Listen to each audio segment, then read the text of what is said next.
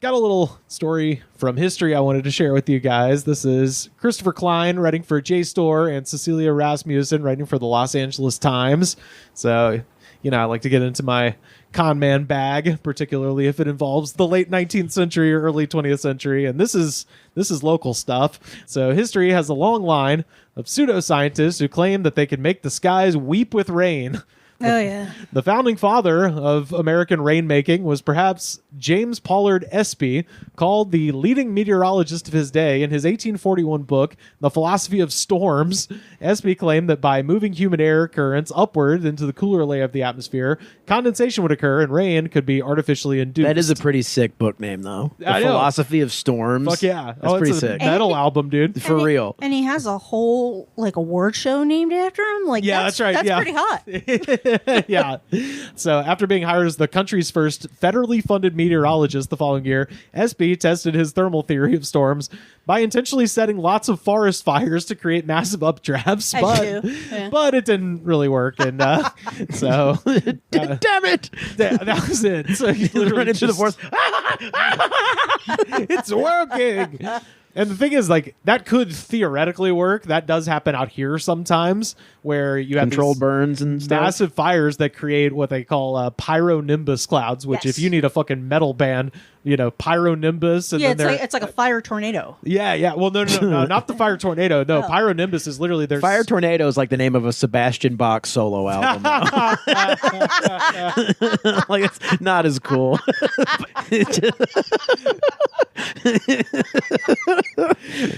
How you doing tonight, crawfish ball? We got 2 for 1 crawfish in the back. How many of y'all picked up my new album, Fire Tornado? Also, table 4 needs more ketchup. Yeah.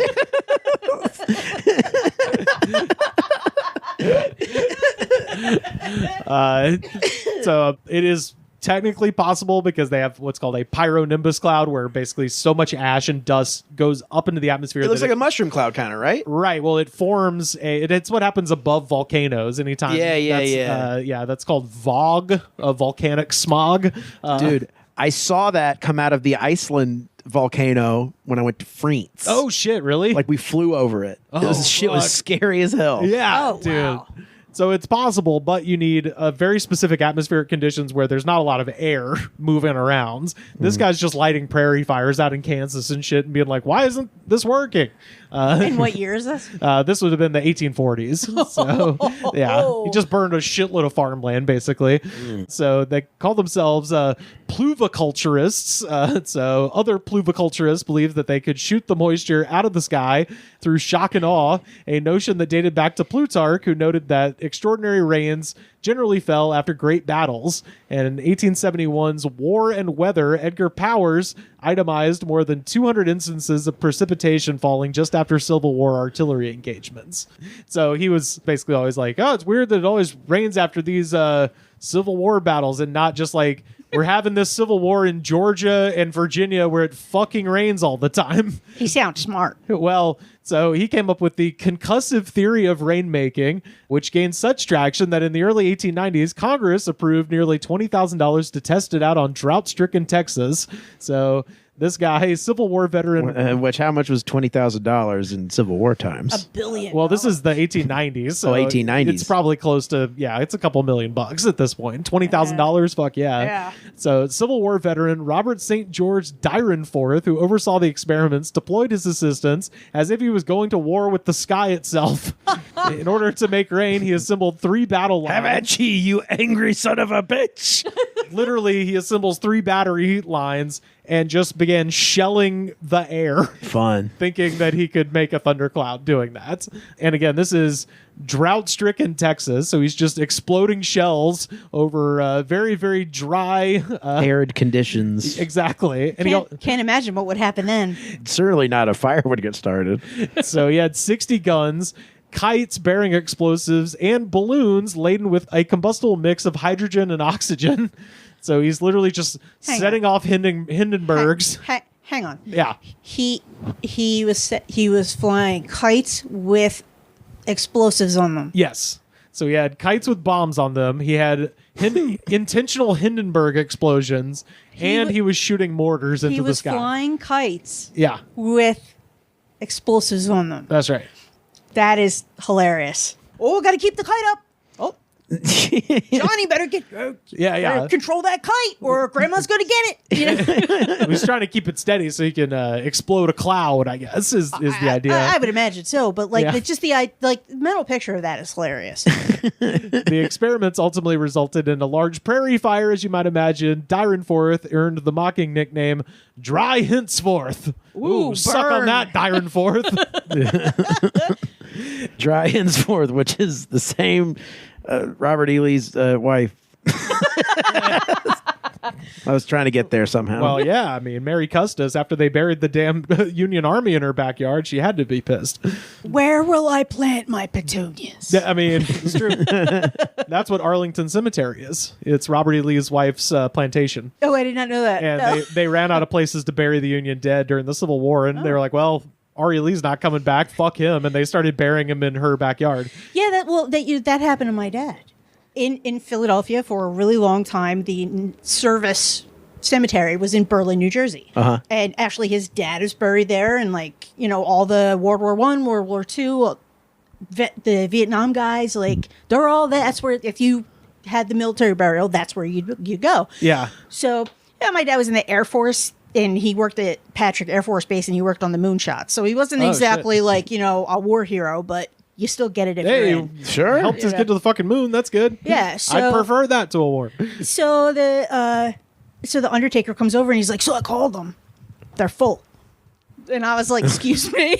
He's like, yeah, the cemetery's full, but they're building a new one out by Valley Forge. And I'm like, cool. He's like, but it's not going to be open for like a year. And I was like, okay. And there's my dad in a box on the table. Oh, Jesus. He's like, just hang on to him. So What?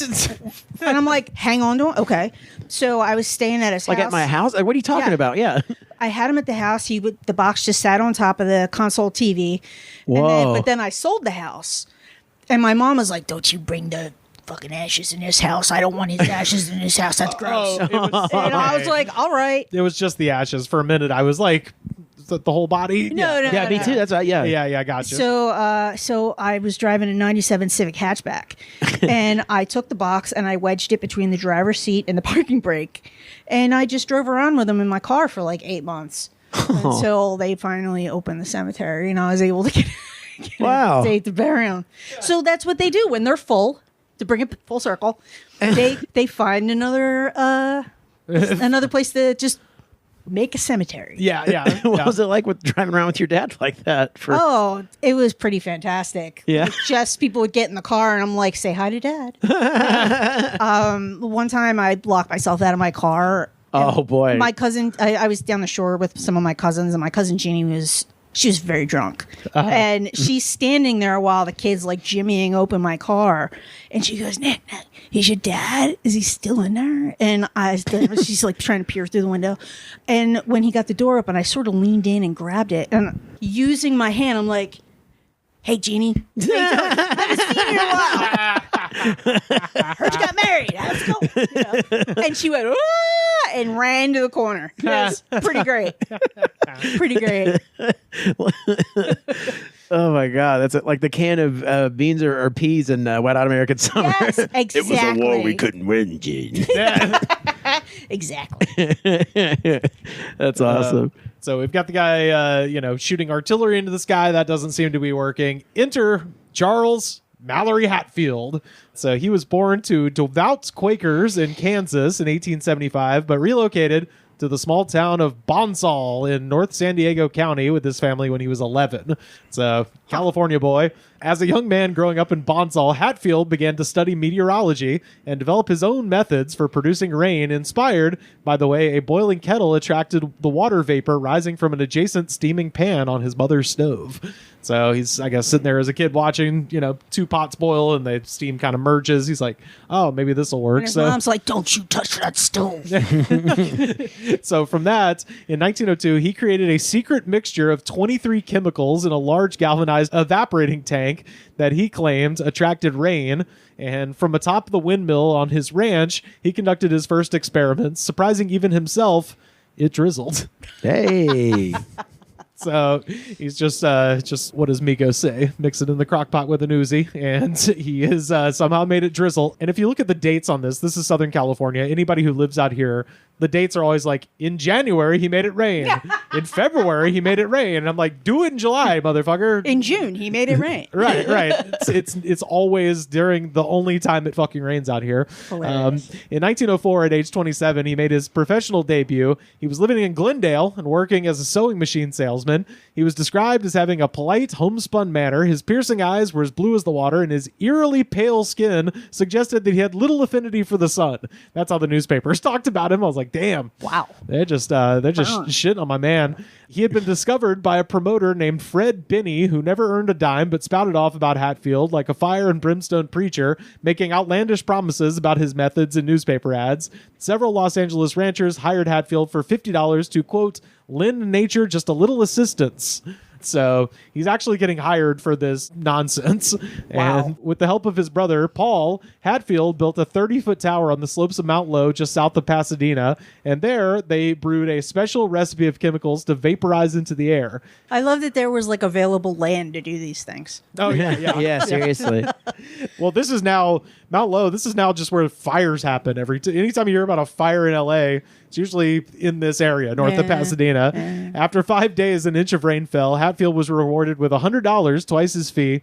In the first 4 months, again, ding, ding, ding, the fucking rainy season of 1905, his weather tampering was said to have produced 18 inches of rainfall around Los Angeles. I'm like, that's about how much rain usually falls in the first 4 months of the fucking year. Yeah. So all of this just suggests, like, he studied. It just naturally rained, and he was claiming that he did it. He studied meteorology, so he knew. He was like, well, I can just, have this. Right. I can say that I did hocus this. pocus shit, and it's gonna rain probably. And if it doesn't, I'll just do it again the next time. See, I love hearing these stories of such a long time ago, because it just reinforces the fact that people are still stupid when you hear vaccines aren't real and shit like that. Right. Yeah. It's like, oh, stupid people have always been around. Okay. Yes. It's not just now. Oh, yeah. Hatfield became known as the Wizard of Esperanza, the Spanish word meaning hope, but he couldn't turn it off. The downpour sent the Los Angeles River on a rampage, killing 2 people, Oh, shit. tearing out the 7th Street Bridge and overflowing the sewers. Wow. So again, that is just, for those listening who've never been to LA, that is literally just what happens when it rains here.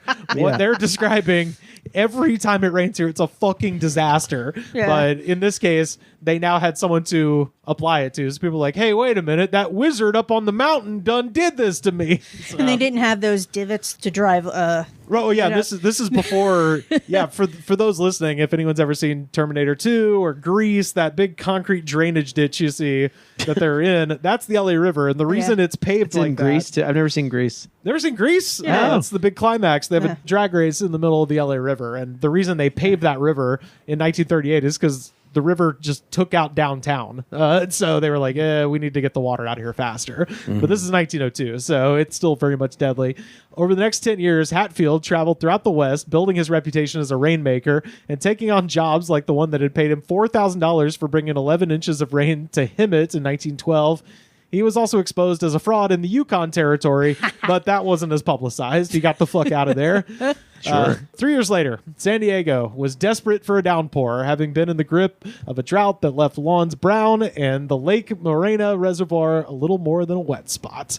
So San Diego's, they need some rain, and the city council agreed to pay Hatfield $10,000 to work his rain-making magic. On New Year's Day, when it fucking rains down here. Hey, man, when you find something that works, you just stick with it. This is such an amazing grift. It's just like, I'm going to be the man who makes the 4th of July happen. It's like, just watch me. I guarantee you, on July 4th, it's going to be happening, and it's going to be because of me. He's a P.T. Barnum-esque character. I'm the one that allows Arbor Day to happen. No one else does. The holiest of days. The holiest of days. Yeah, that's right. Yeah. So on New Year's Day, 1916, Hatfield and his brother built a few 24-foot tall towers near the Lake Morena Reservoir. Soon, puffs of chemical smoke from the cauldrons of the towers drifted towards a cloudless sky. And apparently this stuff smelled like shit. Whatever the 23 chemicals were that he was like mixing up to start the rain, first of all, it was making like explosive noises too. So that's going on. And the flames were seen leaping from the cauldrons, and vast billows of foul smoke rose skyward. The chemical stench was dreadful. So whatever him and his brother are doing up there, it is... That smell hasn't lifted. No, it's fucking up the farmers down below. From then on, in screaming headlines, newspapers counted off the days left for Hatfield to meet his deadline. As thousands scanned the skies, speculating on whether Hatfield would succeed, bookies took bets. What happened next is the stuff of legend. Rain began to fall. A succession of storms inundated not just San Diego, but all of Southern California, climaxing with the collapse of the lower Otay Dam on January 27th, which sent a 150-foot tall wall of water rushing to the coast. And in the devastation, at least 20 people were killed. The burst dam washed out homes, farms, and roads. The weather event became known as Hatfield's Flood. That's on you, buddy. That's on you now. Right. This is a quote from Hatfield. When we started, there was 112 bridges in San Diego, and when we got through, there was only 2 left. Imagine that. There wasn't a train into San Diego from Los Angeles for 32 days. Everything had to go by boat. Wow. So he actually is doubling down on this. Even though 20 people are dead, he's like, yeah, it was me. Isn't that fucking crazy what I did? Don't fuck with me. Don't fuck with me. So after the flood receded, Hatfield demanded his money, and the city council refused. The city attorney warned that paying him might make the city liable for flood damage lawsuits. Hatfield offered to settle for $4,000, but backed away when the city insisted that he shoulder responsibility for $3.5 million in flood damages. And he then sued. His lawsuit would linger for 22 years before it was dismissed. Hatfield never got a dime from San Diego for this. Wow. Did he get other work? So he continued to receive fat contracts, but thereafter he made sure that he had a commitment in writing before he started mixing his brew. And in 1925, Stanford University's first president, David Starr Jordan, exposed Hatfield's con man methods in Science magazine, writing... Science magazine. It's still around today. Yeah. I love Science magazine. Oh, never mind. Oh, yeah. I guess that's just for smart people, unlike me. Science magazine. Who reads that? Dude, is stick that? to highlights. You're good. I like the pictures and highlights. Science got good pictures too. A lot of microscope stuff. It's good. A lot of space stuff. But yeah, so Jordan's debunking didn't steal too much of Hatfield's thunder. In 1921, he signed the biggest contract of his career in excess of $25,000 to bring 5 inches of rain to Medicine Hat in Alberta, Canada. How old is he at this point? He's like in his 40s at this point. Oh, okay. Yeah. So he kept busy for a few more years after that and was still popular with farmers and ranchers, mostly in perennially parched San Joaquin Valley. But banana growers in Honduras also hired him to put out jungle fires. And the Bear Valley Mutual Water Company used his services to fill Big Bear Lake in 1931. So he is actually still getting work. Like, even though everything that he's done so far has either been bullshit or apparently a disaster that's also bullshit. Never ask me about San Diego. Right. Yeah. It wasn't like public record like there is now. Yeah, well, there's newspaper articles, and he's just putting advertisements in every rural community that has a drought, and he knows when the rainy season is coming. So he's like, hey, Alberta, I'll come fix your shit right now if you want to hire me, knowing... How come nobody else realizes when the rainy seasons are? Because this guy studied meteorology, so they would have... Yeah, but don't they know that, oh yeah, in our town it rains in January? They wouldn't have, like, accurate weather updates the way they would today. Oh, well, yeah. Because this is before the radio, so this is a guy who's got the instruments to actually sit there and measure barometric pressure, et cetera, know when the shit's going to happen, as opposed to everybody else who they'd have almanacs that would be like, oh, this year we anticipate this much rain, et cetera, et cetera. Gotcha. Yeah, but he's got specific knowledge of meteorology. Right. So after Southern California secured a regular flow of Colorado River water through the Boulder Dam Act in 1928, Hatfield's rainmaking business dried up. 3 years later, his wife Maybelle divorced him, saying that he was hiding some of his rainmaking money from her. As you do. After the Great Depression, Hatfield's greatest feat produced 40 inches of rainfall in 3 hours in the Mojave Desert near Randsburg. He announced that he could have prevented the droughts of the Depression. Quote, I do not doubt that my methods would have saved all the tremendous losses of the Dust Bowl had they been called into play. Wow. Giving him enough, Anybody ever chemicals. take a swing at this guy? I mean, I'm sure they wanted to at some point, but They just didn't want to be met with a giant wave that he could conjure and knock them over. yeah. the original Aquaman. Right. He's like Aquaman in Storm. Last little bit here. Hatfield's story inspired the 1956 Burt Lancaster and Katharine Hepburn film The Rainmaker. It is going to cost you one quarter, 25 cents, 1/4 part of a dollar, 2 bits. Now who gets it? Who gets it? Get him, he's a con man. It's the dazzling Broadway stage hit that brings these two together in their most explosive, dramatic triumph. Burt Lancaster as the Rainmaker, who came out of nowhere to change her love-hungry life. You don't even know what faith is. Well, I'm going to tell you. It's knowing with your heart. And I know you're a fake. Katharine Hepburn as Lizzie, who wouldn't give in without a struggle. I don't want to pick a man out of a horse trough. I want him to stand on his own 2 legs. And I want to stand on mine without having to trick him. Isn't that possible with a man? Based on the play of the same name, Hollywood invited Hatfield to the premiere. The play also became the basis of the Broadway musical 110 in the Shade. So this guy got 2 works of fiction about him, I suppose. But Lives forever. Hatfield died on January 12, 1958. Fed up with press criticism, he left instructions that his death be kept secret, and indeed, no obituary appeared until April. He is buried in Forest Lawn Memorial Park in Glendale. He claimed 500 successes in his rainmaking career. He took his secret 23 chemical mixture formula for his moisture accelerator to the grave. Just like Colonel Sanders. Straight up. Yeah. I've been to his grave. Cave Hill Cemetery in Louisville is Colonel Sanders and Muhammad Ali are buried in the same cemetery. And I'm like, those might be the 2 most famous people ever live. If you really think about it. Yeah, sure. I'd maybe put in 1 vote for Bob Marley too. But if we're talking worldwide, man, nobody doesn't know Colonel Sanders and Muhammad Ali. You know I think if time was to list. Yeah, the goats. The Chicken Man and the Boxer. That's right. This is a song by Paul Simon. Ali Boombaye. But yeah, that's the story of the Rainmaker. I think what would we pick if there's a thing that we could predict with some regularity like that, that we could con people into. I'm trying to think of the next con of something that I could proclaim that I'm the master of, and then when it happens, Nightfall. Nightfall. Yeah, exactly. Yeah. I've made the sunset. Oh, my brain is making the sun go down. Then you shit your pants so people think you're really exerting a lot of effort. And incontinent. Yeah. Yeah, like I said, holidays are good, but I think it's hard to beat rainy season in Southern California. I love rainy season. I love watching native Angelinos, they're fine with it. But people who just moved out here and they've been here for a little while, long enough to live here, but they're not used to the rainy season. Yeah. And they just lose their mind. Yeah. They lose their mind. Oh my God, it's so cold. It's so cold. When I remember the first month I was living here, it was towards the end of January. My roommate is walking around like it's 2 degrees out. Yeah. And it was 74 degrees or something like that. And it was drizzly outside. I'm into shorts and loving life. And I was dude, come on. I love it because when I do tours out here, I always tell the people, I'm like, yeah, sorry, it's raining. They go, oh, it's fine, it rains. And I always want to be like, no, actually, you're incredibly unlucky.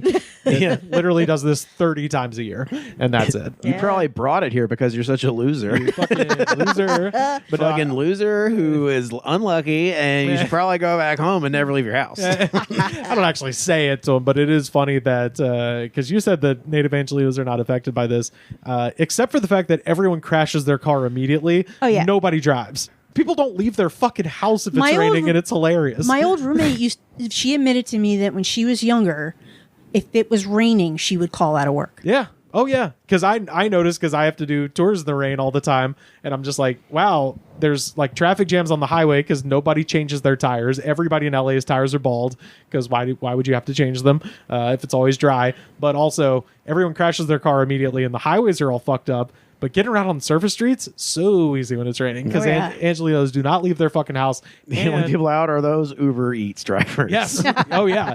And hilariously, Venice Beach just doesn't open.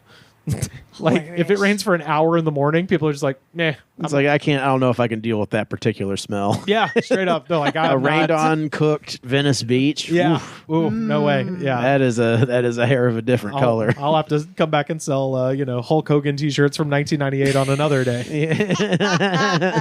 There is one shop on Venice Beach that has killer vintage wrestling shirts, and they don't even know it. Really? Yeah, they got shit from like the 90s. Like they got NWO Sting shirts, and I'm like, did you guys find this from a fucking burned out Books a Million in a time machine? Damn, dude. It's insane. Dude, you should visit the Wildwood Boardwalk if you're into that kind of old school T-shirt. Oh yeah. Oh, yeah. Where is this? Wildwood, New Jersey. Oh, in Jersey. Okay, yeah. Right on. There's a big boardwalk, and man, my friend Dan used to every year he would write a big piece for Philadelphia Magazine. He would go down the shore just for the T-shirts. Fantastic. FBI, female body inspector, that kind of shit. A lot of that. Yeah. There's like, if you could read this, my bitch fell off. Or, Sure. that kind of stuff. But then just Big Johnson shirts, maybe. Ooh, big dogs. Not really. Like I love hot moms and like kid sizes. Sure. Things like that. I went to I think I told this on the show. I went to Deadwood, South Dakota. Oh, cool. And it's most of it, yes. As a history fan, yes. But all the shirts there, because they are dangerously close to Sturgis, so all the shirts there were just as awful as you can imagine. But there was one shirt in every store, and it was the Straight Outta Compton. You know how they did like the Straight Outta whatever. Right. That straight out of your mom. right. Well, so Straight out of vaccines that we don't use. that would have been better. It was that Straight Outta Compton parental advisory type logo, but it said "Drunk Wives Matter." I was like, That's what those like shock jock guys. That's the shirt they're wearing. Drunk wives matter. We try not to get too political on this show. No, we're just You guys. we're just riding the hoe train. All right.